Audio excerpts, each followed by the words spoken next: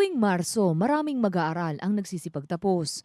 Marka ito ng pagtahak sa panibagong yugto ng kanilang buhay.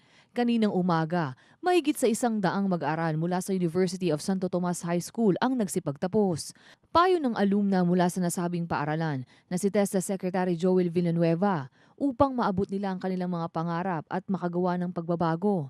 Kinakailangan daw maging relevant, mag-isip ng pandaigdigang solusyon o think global, at magnais na gumawa ng pagbabago.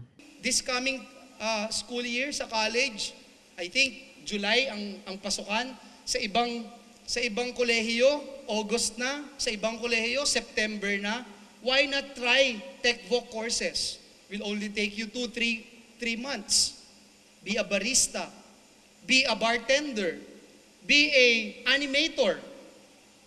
Be relevant. Paliwanag pa ni Secretary Joel, sa susunod na taon magiging bahagi na ang Pilipinas sa ASEAN Economic Integration. Kaya ginagawa ng kasalukuyang administrasyon ng lahat upang makasabay tayo sa pandaigdigang kompetisyon.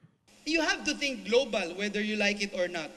I believe with all of my heart that's the right path, and that's the main reason why the Aquino government came up with the K-12 program. We have to be globally competitive. In the years to come, when K-12 will be implemented, after the high school program, high school graduates can actually be employed. They don't need to go to college.